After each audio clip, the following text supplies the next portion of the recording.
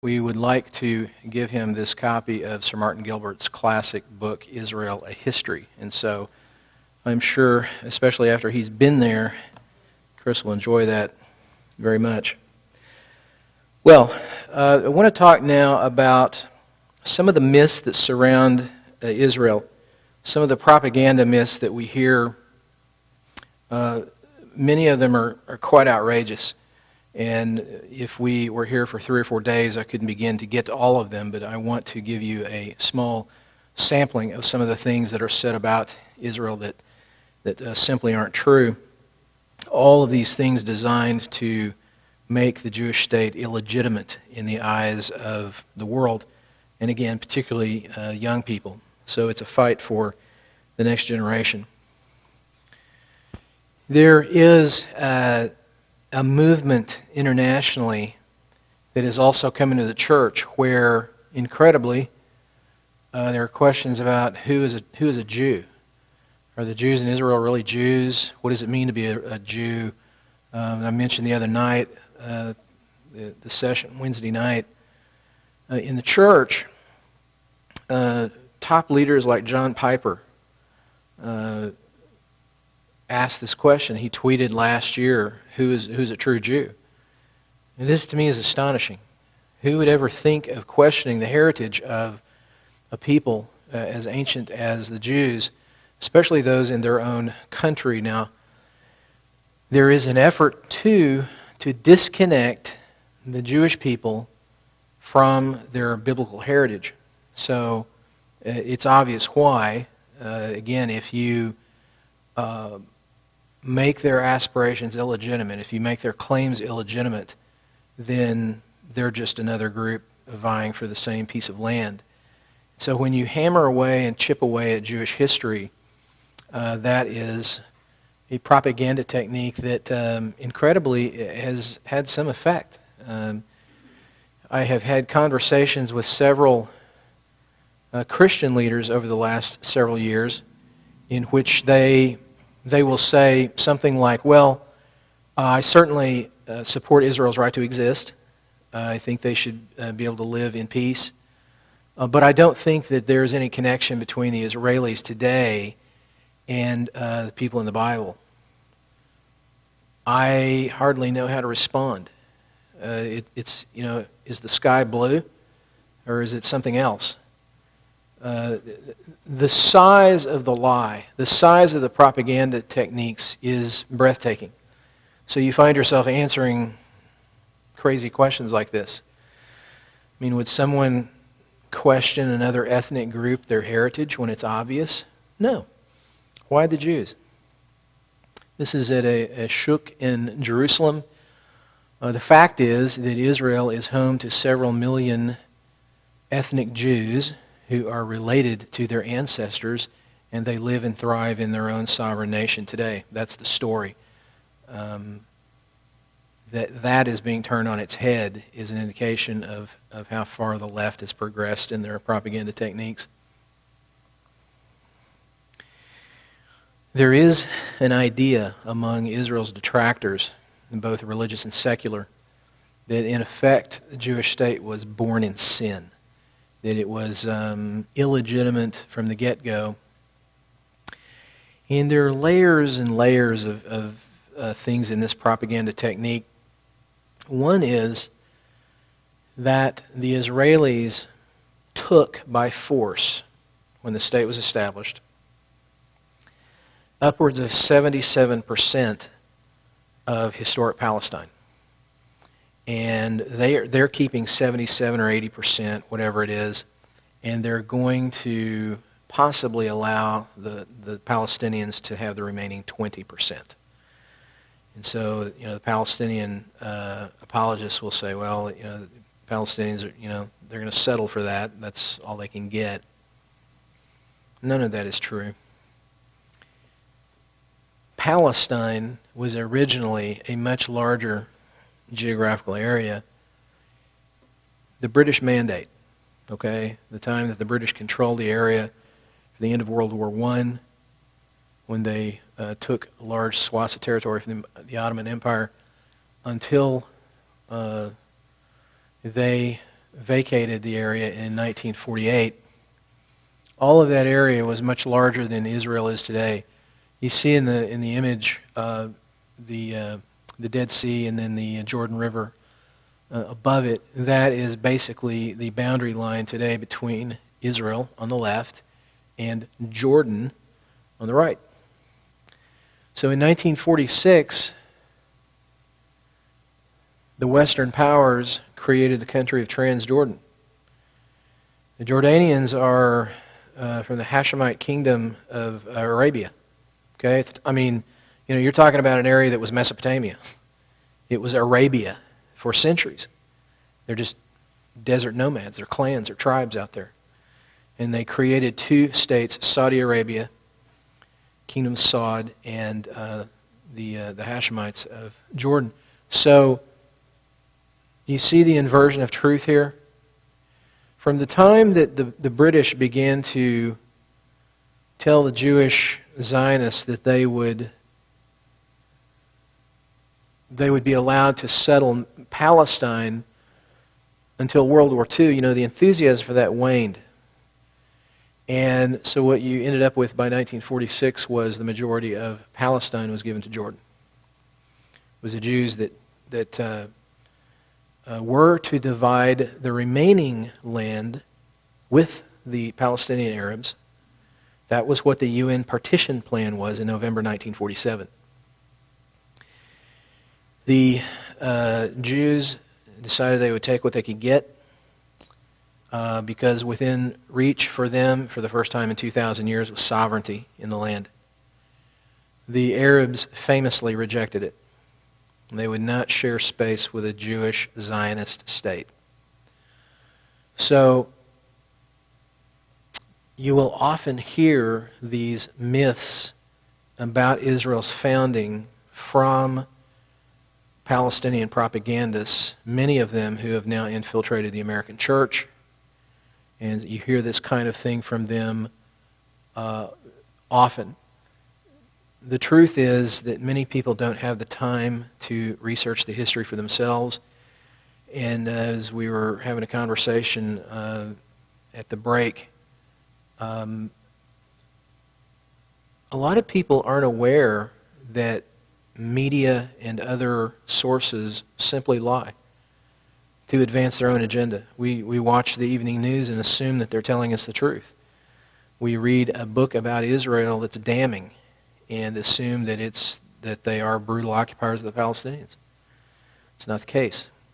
Nor was it the case that Israel stole Palestinian Arab land in the beginning. So, again, 1917, around 1920, that era, the Jews were going to settle that entire Mandate area. And as I said, as time passed, the enthusiasm for that waned. Of course, World War II erupted, and then people had other agendas after the war. And so about 75% of Mandate Palestine went to Jordan.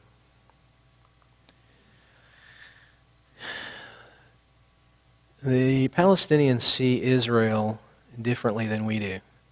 They see reality different than we do. I mentioned earlier this concept of Palestine. We're going to Palestine. The only way for me to go to Palestine is if I could go back in time and visit, say, in 1910 or 1265. The Palestinians do not recognize the State of Israel. Now, the Palestinian Authority may say so for Western audiences here and there. They don't believe it. That's never been the aim of the PLO. What is it? The Palestine Liberation Organization. That's what the PLO stands for. The PA is simply a dressed-up version of the old PLO. They're less extreme in public. However, the PA and Hamas hold sway in the Palestinian territories and in Gaza. And so, this is a refrigerator magnet that I bought in the old city of Jerusalem not long ago. And you can see that for the Arabs, there's no Israel. You see? They tell people that Palestine is all of that land. From the river to the sea is the mantra, meaning from the Jordan River to the Mediterranean Sea.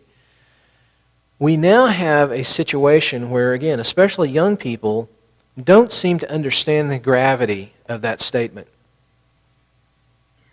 They want all of the land. Well, then where would Israel be? Well, as Arafat used to say, the Jews can drink seawater. Push them into the Mediterranean. They don't want any Israel. And yet, they tell Western audiences, they tell student-led groups that they intend to live in peace with their Jewish neighbors. They tell them that they have always lived in peace with their Jewish neighbors. That is another falsehood. Ask the Jews who lived in the region in the 20s and 30s about that. So, on the one hand, they are telling gullible Westerners that of course they accept Israel, but Israel must accept their aspirations for their own sovereignty in their state, when in fact they have no intention of ever tolerating a Jewish state. Now, I mentioned earlier, it is some hope that the younger generations are less strident in their views than their predecessors. And the hope is that 10, 20 years down the road, there will be a Palestinian leadership that will emerge that will, in fact, abandon this kind of thought. One can hope. I mentioned earlier that when you ask a Palestinian propagandist, a Christian Palestinianist, to document things that they're saying about Israel, document things that aren't true, they don't answer. It's just the sounds of silence. They don't have anything to say. If Donald Miller had proof that the Israelis were murdering Palestinian women and children, shooting them, if he had evidence that they were starving the Gazans, he would produce it.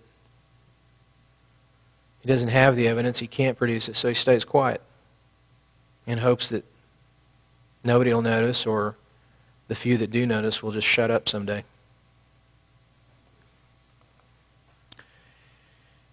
I talked earlier about Bethlehem being an open-air prison, which is false. The only instance I'm aware of in which a Palestinian apologist admitted that this isn't true is when Dexter Van Zyl of Camera repeatedly asked Sammy Awad on Twitter why he was promoting this falsehood, and Sammy finally fessed up and admitted that it isn't an open-air prison, that the 25-foot high cement wall doesn't surround Bethlehem. But it was like pulling teeth. Why is it that difficult to get someone to admit a simple truth? The reason it's difficult is because that's not their agenda. There's a deeper agenda to delegitimize Israel. Here is the actual blog post in 2012, November 19th, by Donald Miller, "The Painful Truth About the Situation in Israel." I can promise you that Donald Miller has no understanding of what's going on in Israel. He literally has no real understanding of the Arab-Israeli conflict. He went, his PLO handlers told him what they wanted him to hear. He came back and regurgitated it for his audience. 3 years on, still out there in cyberspace. No corrections, no amendment to what he had written. He doesn't want to change it, even though the truth has been put before him. These are the people who are influencing millennials in huge numbers. They present themselves as very tolerant, very winsome. But where Israel is concerned, they are, at best, harsh critics. Another, and this is a big falsehood, a big myth about Israel, that it's an apartheid state, right? We're going to talk in the last session about the BDS movement, the Boycott, Divestment, and Sanctions movement aimed to weaken Israel economically and culturally. But the BDS movement really gained footing in 2001 in Durban, South Africa, when a conference was held in which the participants just shockingly bashed Israel and accused the Jewish state of all sorts of war crimes and things like that. And that's when the BDS movement sort of had its genesis. The idea that Israel is a discriminatory state on the level of the former South African leadership, it's simply false. Whereas the South African government previously did discriminate against minority groups, and of course Nelson Mandela is the famous face of the opposition, decades in prison, became a symbol for freedom fighters and that sort of thing. By the way, Mandela is a big supporter of the Palestinians. The idea that Israel does the same kinds of things to minority populations, specifically the Palestinians, is absurd. There's no truth to it whatsoever. And the idea that they keep the Palestinians in a place where they can never hope to have a better future is completely false. I actually have several Palestinian friends, both Muslim and Christian. And if you talk to them privately, they will tell you that if it comes down to it in the future, if there is a Palestinian state established, they very much want to live in the state of Israel. They don't want to live in a state of Palestine. They've had enough of the corruption from the PA and Hamas, the extortion, the murder, the rape, etc., etc. They want to live under Israeli sovereignty because wages are better. The Arabs actually have many freedoms, voting rights in Israel. There are Arab members of the Knesset. But again, this is one of those things that, the country is so far from here, so far removed from our world, that you just hear the nightly news, or you hear Donald Miller, or you hear Sami Awad, or someone like that tell you that Israel is an apartheid state. Wow, well, maybe it is. That's not good. Gosh, I used to like Israel. I used to thought that, they were good people. But they're behaving like South Africa? How they've treated the blacks? Well, we can't have that. We can't support that. Israel shouldn't be an apartheid state.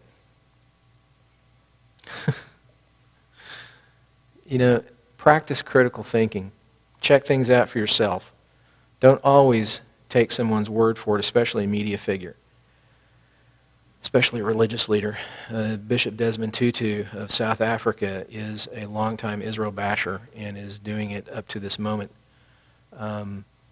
And he has credibility because, of course, he lived in South Africa. So if Desmond Tutu says that Israel is an apartheid state, well, it must be true.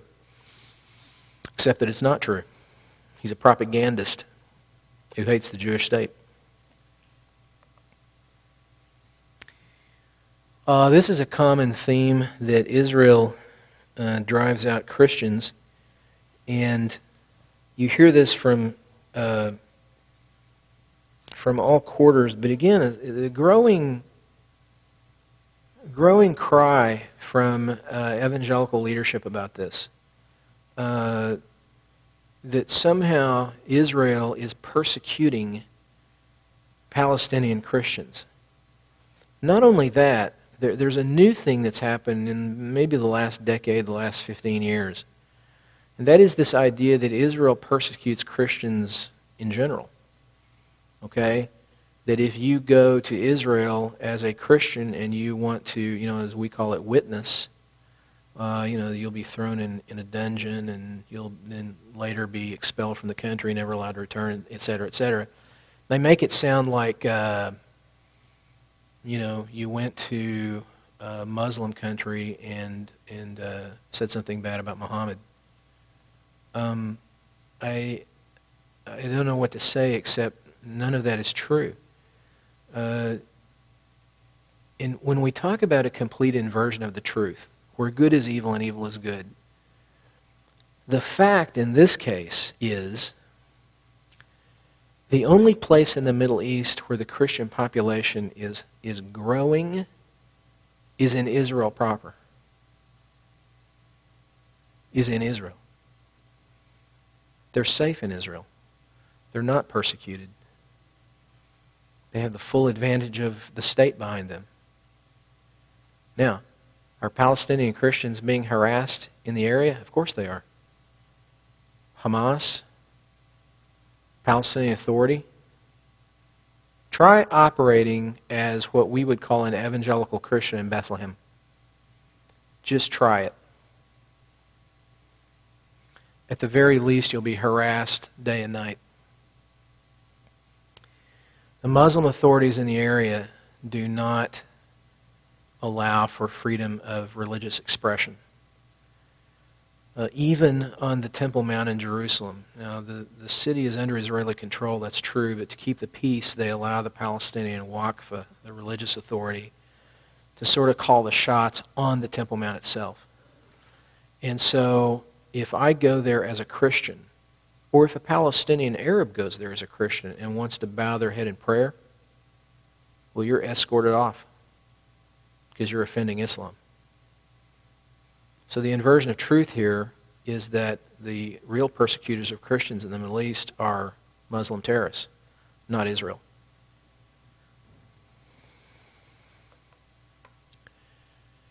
This charge that Israel marginalizes Palestinians, you hear, again, if you hear even an evangelical leader give a presentation on this, and I have at these leadership conferences, they throw things in like this. The Arabs can't vote. Really? They can't? Well, then how is it that they're serving in the Knesset? An Israeli Arab citizen of the state most certainly can vote. In fact, when the former Israeli President Moshe Katsav was sentenced to prison a few years ago, the presiding judge was an Arab. Arabs serve in the army. Another charge, and this is a big one as well, is that Israel uses checkpoints to humiliate Palestinians. Well, that is also false. The purpose of the checkpoints ultimately is to prevent the murder of Jews. Now, some of the fallout from that is it causes inconvenience for Palestinian families, there's no doubt. It causes long lines to wait to get into your place of work in the mornings and when you return in the evenings. But it prevents the murder of Jews by terrorist infiltrators. I've been through many of these checkpoints. I've sat and observed as 2 or 3 cars in front of me, Palestinian cars, were checked by the IDF. I've never once seen an IDF soldier do anything other than be respectful and professional in dealing with the Palestinians. Ever. So what were they doing? Were they did they have ESP and realize that I was sitting there watching to see if they messed up? So they were just being on their best behavior? No. They don't harass Palestinians. People should ask themselves the question, why would a handful of Jews in a sea of Arabs poke the Arab bear to annoy them, to frustrate them, to anger them? Why would they do that? The Israelis are rational. The answer is they wouldn't do it. They don't enjoy the mistreatment of Palestinians. Checkpoints are there for a reason. It's not to humiliate Palestinians, it's to save Jewish lives. And I will come down on the side of saving Jewish lives every time. There is also the charge that Israeli Arabs are barred from buying land. This is an interesting one because most of the land in Israel is state-owned land, and a lot of the land was bought in the last century by Jews in the diaspora, in the exile, who would buy it from absentee Arab landlords.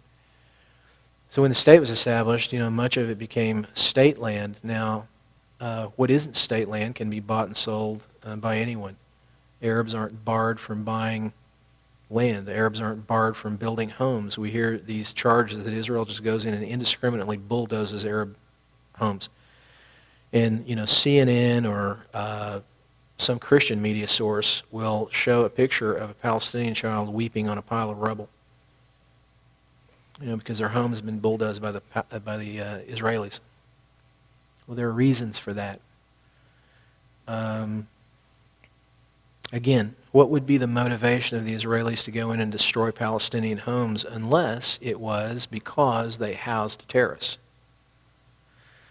Or in some cases, a building permit was not applied for. I mean, here in this country, if you want to do a certain thing in a subdivision, you have to get permission from some governing body.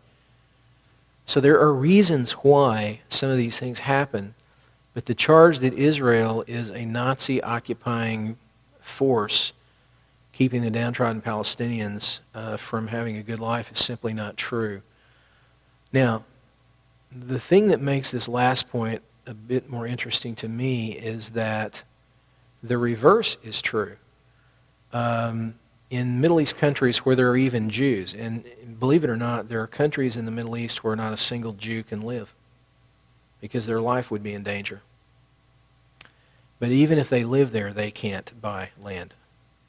So you see again, it's this inversion of truth. The propagandists take something that's true and they pervert it and turn it around so that there's an inversion of truth, and they turn it against Israel when the reality is far different.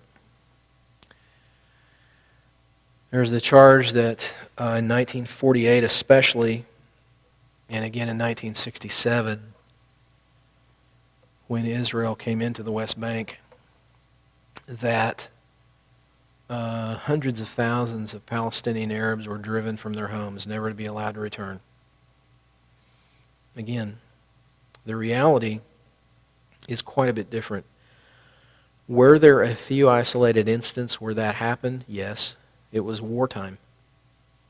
Those things happen in every war, but the idea that there was a systematic effort to drive out Palestinians is false. I remember several years ago I was visiting a friend in Jerusalem, and the group that he worked with is housed in a really lovely old home. And we were talking about the history of it. And he said, there's a law in the books that if a Palestinian family comes and produces a deed, or a front door key or whatever, proof of ownership, that it's still their property. And I said, so what would you have to do if that happened? And he says, we'd have to move out. Now, this was a guy just telling me this in private. See? There's no systematic effort to steal land and homes from Palestinians. Simply not true.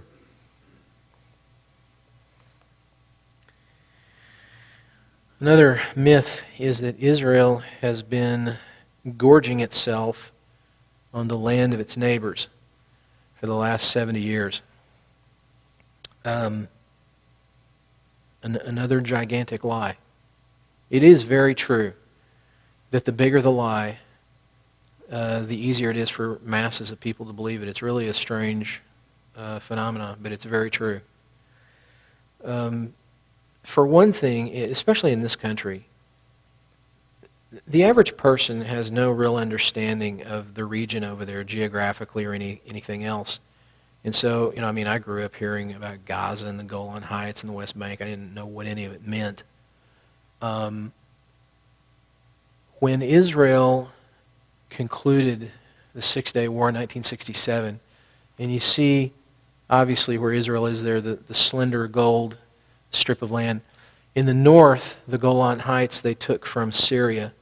The Syrians had used the Golan for 19 years to fire artillery into northern Israel, shell farms and harass people. They would also use it as a staging area to attack in another war. So the Israelis maintained control. They did return a small part of it to the Syrians. In the West Bank, what Christians call Judea-Samaria, that's the biblical term, the biblical heartland, that territory was taken from the Jordanians after the Jordanians got into the Six-Day War after the Israelis asked them not to. They said, it's not your fight. This is between us and the Egyptians and Syrians, and the Jordanians jumped in anyway. In a catastrophe, lost that piece of land. Now, the interesting thing about the West Bank is, as I mentioned, that is the biblical heartland. For 10 years, until about 1977, the Israelis would periodically try to give it back. Okay? For 10 years, the land stayed empty. They didn't do anything to it. And every time they would try to go to the peace table with the Palestinians, they would be rebuffed. So finally, after all that time, they did begin to settle the region. And today, maybe upwards of almost 500,000 Israeli citizens live there. However, after Oslo in 1993, it was decided that in sort of a staged way, in the sense of timing, that the Israelis would practice good faith measures with the Palestinian Authority, which is newly established, headed by Yasser Arafat. They allowed him back into the country. And they would be able to administer their own people in what they call the areas A, B, and C. And so they would turn over total permanent control, such as in Hebron, to the Palestinian Authority. And that exists to this day. If you are a Christian pilgrim and you want to go to the area and go to Bethlehem or Hebron or some of those places, not as easy as it used to be. Under Israeli control, you had freedom of movement, you were safe. That's the biggest thing. Not so much anymore.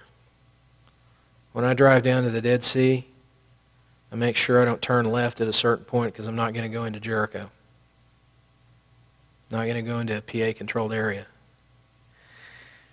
But that situation continues to this day. The West Bank is largely administered by the Israelis, but some control has been turned over to the Palestinian Authority. And the thing is that under the terms of Oslo, especially under President Clinton, had the Palestinians been serious about state building, they would have had their state long ago, with more than 95% of the West Bank and Gaza as their state. In 2000, Ehud Barak was even prepared to give them control of the Temple Mount in East Jerusalem as capital. Very tellingly, Yasser Arafat said no and walked away. Why did he do that? Because he never had any intention of building a state. He's a revolutionary terrorist. That's what he was. He's the head of the PLO, Palestine Liberation Organization. He had no intention of creating a Palestinian state. That's why he turned it down. The Gaza Strip, large area between Israel and Egypt. Israel took control of that in the Six-Day War. By 1982, had turned over total control back to the Egyptians, including oil fields and towns that they had developed in the previous dozen years. That was the outcome of Camp David, mediated by President Carter and Menachem Begin and Anwar Sadat. So, in its totality, guess what? Since the Six-Day War, Israel has returned over 90% of the territory it took back to the Arabs. 90%. In 2000, they pulled out of Lebanon, their buffer zone in Lebanon, where they'd been able to keep the peace for a long time. They pulled out of that, and what did they get? Hamas has a rocket stockpile of maybe 100,000 rockets now. For Israel to secure their northern border, they would have to go back into the country, retake the buffer zone. This is what Israel gets in return when they go to the peace table. 2005, Ariel Sharon pulled every Jew out of Gaza, about 8,000 of them living there among 1.5 million Palestinians, as a gesture toward peace. After his talks with President Bush and the quartet, in good faith, the Prime Minister ordered the evacuation of Jews from their homes in Gaza. And what did they get in return? Hamas rule, a terrorist state in waiting on their southern border. Israel is expansionist. Israel is gobbling up territory. False. The reality is exactly the opposite. Exactly the opposite. So when you hear an Israel critic claim that they're colonialist, expansionist, land grabbers, and that they steal from the Arabs, ask them about the Sinai.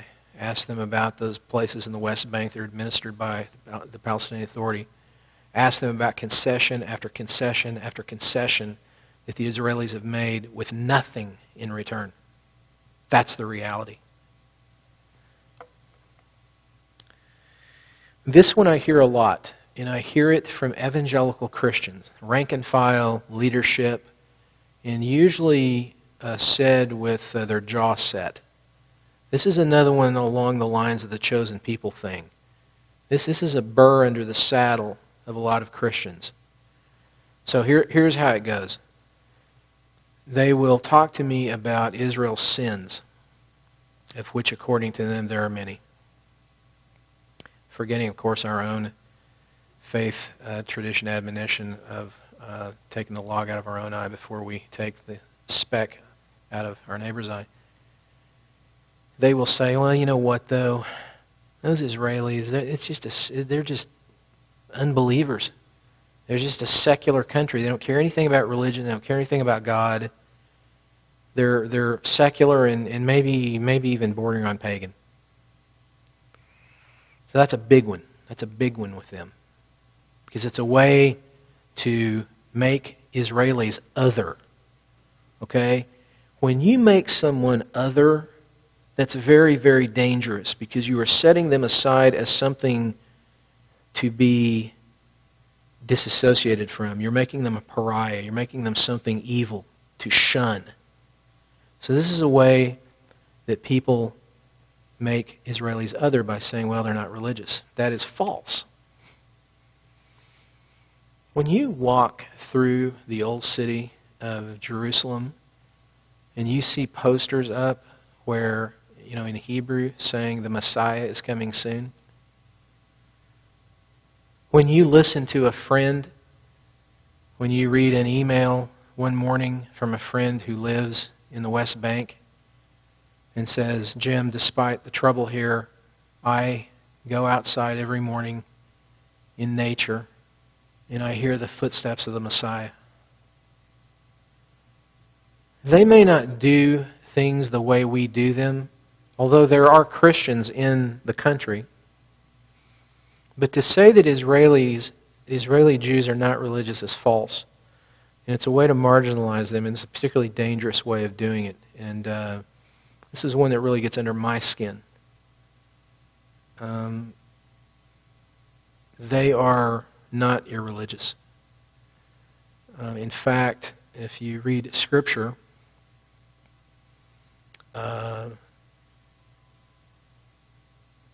they seem to be where they're supposed to be.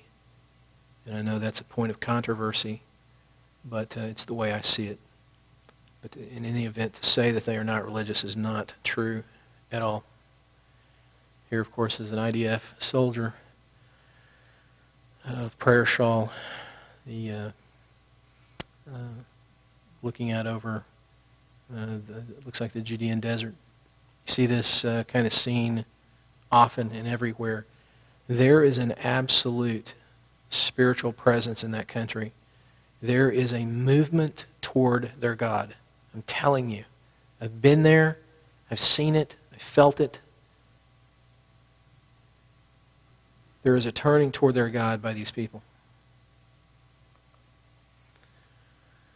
This is another old chestnut the settlements harm peace. And when they say it, they hiss like a snake. The settlements. Settlements has become a dirty word, an evil word in the mouth of a Palestinian propagandist, many of whom are evangelical Christian leaders. The idea is that if only the Jews would be emptied from the West Bank so that a Palestinian state could be established, there would just be a utopia overnight, literally, in the Middle East. They seem to actually believe that the Arab-Israeli conflict is the foundational problem in the Middle East. And that is actually comical. Okay, when you consider the decade-long Iran-Iraq war, when you consider the tribal conflicts going on all across the Middle East today, you know, the Arab clans that run those countries, I mean, it's like the Hatfields and McCoys. That's really what's going on. If you want to eliminate violence in the Middle East, look somewhere other than Israel. In fact, now with the Iranian threat looming over all of them, the Saudis and the Jordanians are getting closer to Israel. They want to form some type of military alliance. But I digress. The issue is the settlements. If you drive through the country today, you will see an Arab village here, a Jewish community here, and they're almost interlocked, and that's the way they have been built over the years. It is an enormously complex, difficult task to think about how to separate the two. But by the end of his life, Ariel Sharon believed that separation was the only thing to do for the foreseeable future. So, if the presence of Jewish communities in the West Bank is the problem, then why was the PLO formed in 1964? 23 years before any Jews began to settle in the West Bank. Why was Arab terror lethal in those days against the smaller Jewish state? Was it the settlements? Guess not. They weren't there. So what was the reason? Arab rejectionism is the reason. Extreme Palestinian nationalism is the reason. What the settlements actually do today, and I actually don't like the word settlement in this context, I call it communities. What they actually do is provide jobs for a lot of people, including Palestinians. They provide industry. They provide a higher standard of living for the Arabs that do live in those regions. Settlements are not an impediment to peace, although that's what people like Lynn Hybels like to say. Here she's addressing a Catalyst gathering a couple of years ago with her photos of these evil Jewish settlements dotting the landscape. It's hard to know if she actually believes this or if she just believes, she just swallowed the propaganda. I personally don't know. I would like to know.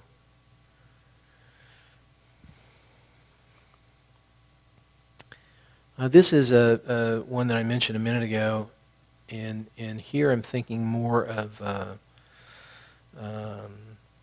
not just Palestinian Christians, but Christians of all stripes in the area. Now, there's a big controversy in Israel over so-called Messianic Jews, those Jews who believe in Jesus. And so the charge is laid at Israel's feet that they persecute these people. Well, look, there are cultural disagreements, but to say that Christians in Israel are persecuted is simply a bald-faced lie. This is Christ Church in Jerusalem's Old City, just inside Jaffa Gate. They have lovely services there every week. Israeli soldiers patrol outside to keep the peace. Christians can meet openly in the country, unlike their Palestinian counterparts in the Palestinian areas who often meet in secret. So that is one more charge against Israel that is false, that Israel persecutes Christians. They do not. Here's a real, almost comical. Again, the scope of the lies, just off the charts. The Palestinians, especially the Palestinian Authority, will charge that the Israelis are sanitizing Arab history from Jerusalem, from the Holy Land. They are claiming that the Israeli archaeologists cook the books, as it were, at the digs around the country and get rid of Palestinian culture, Palestinian civilization. Look, and I'm not being unkind, there is no ancient Palestinian civilization. There simply isn't. I can prove this. Back about 15 years ago when the Palestinian Authority ran a better website, or I should say a more naive website, they had a section where they talked about Palestinian civilization and culture. And you know what they're like the Israelis have ruins and all these things. The Bible. The Palestinian Authority put online pictures of Palestinian dresses that they'd sewn and currency from Mandate Palestine, because it had Arabic symbols on the currency. It also had English characters and Hebrew characters. They're trying to manufacture a Palestinian culture. Now, I don't go so far as to say there are no Palestinians. There obviously are. But the idea that Israel is sanitizing Palestinian history is absurd. In fact, another inversion of the truth. This picture I took on the Temple Mount, the Palestinians have hollowed out the Temple Mount to build 2 gigantic mosques underneath it. They have actually pulled up the old paving stones, replaced them with new ones. They have built 2 large. They can hold thousands of worshipers in those mosques, and in doing that, have dug up thousands of years of Jewish history. Okay, I mean columns from the Roman period. They literally dump this stuff in piles of dirt on the mount. And then they periodically truck it out and dump it in the Kidron Valley, where Israeli archaeologists literally scramble, jump on it, and are finding temple-era artifacts. So they're destroying priceless archaeological treasures for all of us, and it's the Palestinians doing it. It's not the reverse. Another huge lie. You don't know these things because you haven't been there. But if you've been there and see it, it's pretty astonishing. This is one, and I'll conclude here in a minute. This one is one of those that you just shake your head. This is Shane Claiborne, founder of a ministry in Philadelphia called The Simple Way, and Shane is, here he's identifying with Trayvon Martin. See, get that? Shane is progressive in his worldview, and he likes to talk a lot about justice. And 3 years ago, he wrote a book with Tony Campolo. The book is called Red Letter Revolution. All right? And I read it. You should never publish books because your opponents sometimes will read them. And in the book, they had an interesting format where one would ask the other a question and the other guy would answer it. And in chapter, I think it's 23, they're talking about the Middle East conflict. And I'm not making this up.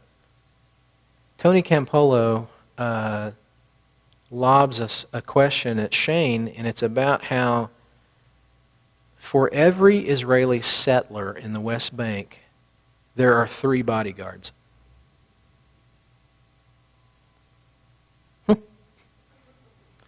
Shane confirmed that that's true. Okay? It was like an alley-oop pass in basketball. Tony just threw it up. Shane slammed it home. Yeah, there's 3 bodyguards for every single Israeli settler. Wow, I read that and I thought, talk about doing the math. Okay, let's say there's 300,000 plus Israelis living in those communities. Are you seriously going to tell me in a country of 7 million people that fully 1 million are bodyguards for settlers? Really? That's lunacy. If you're going to lie, tell something that's plausible. First of all, why would they lay the charge that there are 3 bodyguards for every Israeli settler? They want to portray the Israelis as a marauding band of vigilantes out there that are going to protect their interests at all costs. So for every schoolgirl walking to school, for every mother going to the store, for every father fixing his car, there are 3 bodyguards surrounding them. That's absurd. Again, an inversion of the truth. What is the truth? They don't have enough bodyguards. That's the truth. Many of the communities out there have their own security that's lacking. And that's why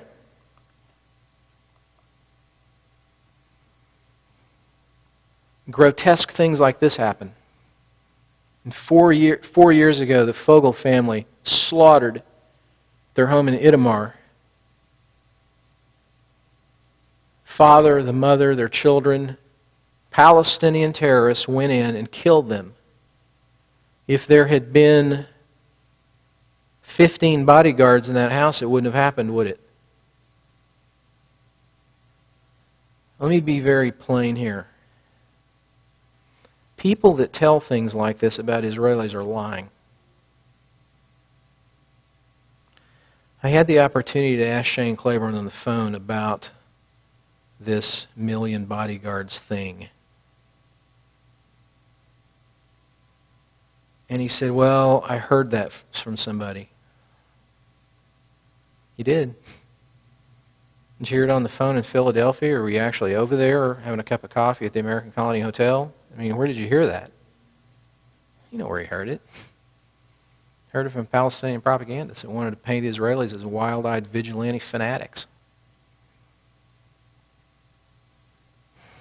I wrote to Thomas Nelson Publishers that published that book, biggest Christian book publisher in the world. I said, you know, I know that you can't catch every mistake in a book, but this is kind of a bad one. They don't even answer. They're not going to answer. So the campaign to defame Israel is in full swing. I implore you, if you have the opportunity, and if you have the passion for it in your heart, oppose this kind of propaganda against Israel, against the Jewish people. There is a term in our own faith tradition called bearing false witness. And one day it'll have serious consequences. As I mentioned the other night, when the time comes in the future for me to give an account of my life, I'm not going to have to answer the question, why did you abandon my people?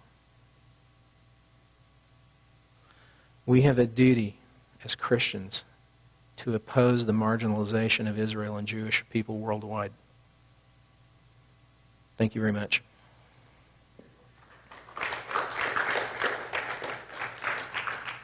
We will take about a 10 or 12 minute break, and then we'll have the last session of the afternoon. And I think, Chris, did you want to make that announcement now?